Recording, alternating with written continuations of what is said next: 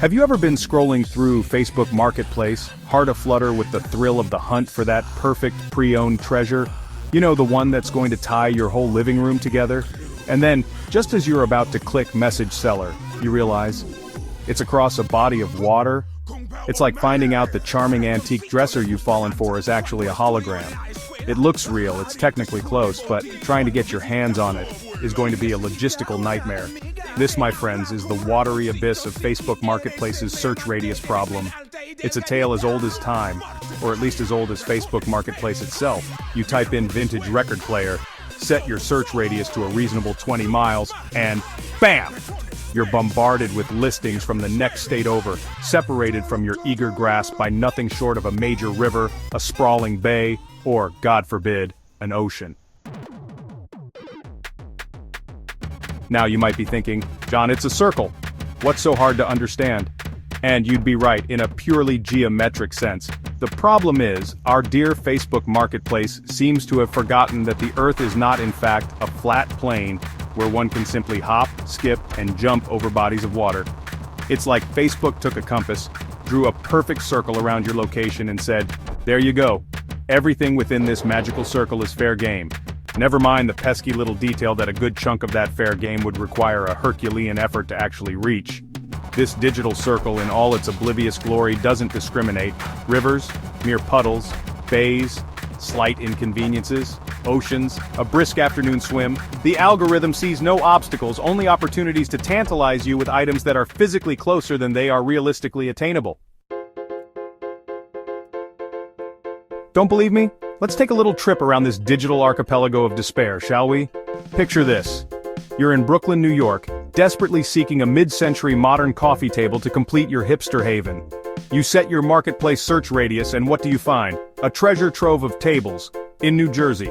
Now I'm sure New Jersey is a lovely place, but the only bridge connecting you to that retro-chic coffee table is the dreaded George Washington Bridge, a notorious toll booth of despair and traffic jams. Or, let's say you're in the tech haven of San Francisco on the hunt for a vintage record player to spin some vinyl.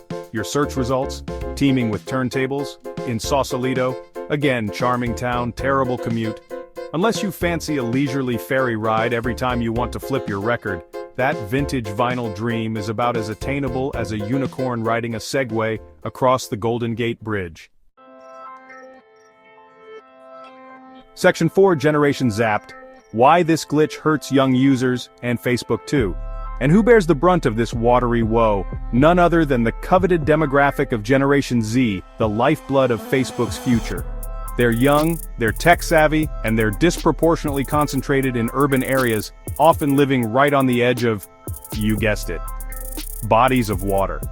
These are the users who are most likely to embrace the second-hand revolution, to see the value in giving pre-loved items a new lease on life. But when the thrill of the hunt is constantly met with the watery wall of unrealistic search results, it's enough to make even the most ardent thrifter throw their phone into the nearest fountain. And here's the kicker, Facebook.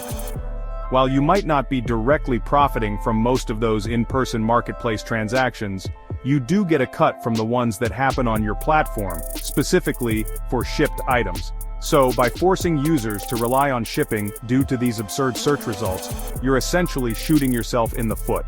Fix the search function, make it easier for people to buy and sell locally, and watch those on-platform transactions soar like a bald eagle over a polluted river.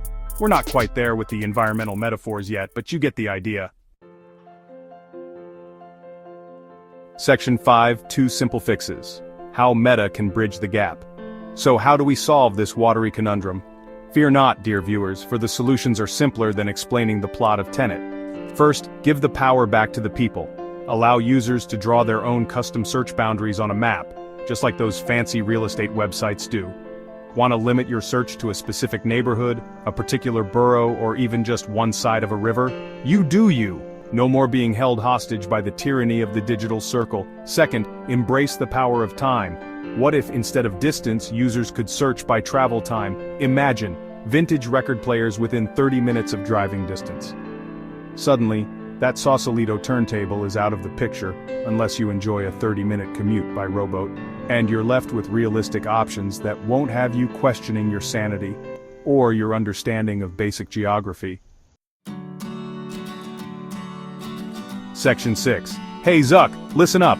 This isn't rocket surgery, Mark Zuckerberg. It's about bridging the gap between the digital world and the real world. A world where bodies of water still pose a significant obstacle to obtaining that perfect vintage lamp. Give your users the tools they need to navigate this watery marketplace maze, and everyone wins. You get more engagement, more on-platform transactions, and the satisfaction of knowing you finally addressed a problem that's plagued users for far too long. Plus, think of the positive PR. Facebook finally acknowledges existence of water.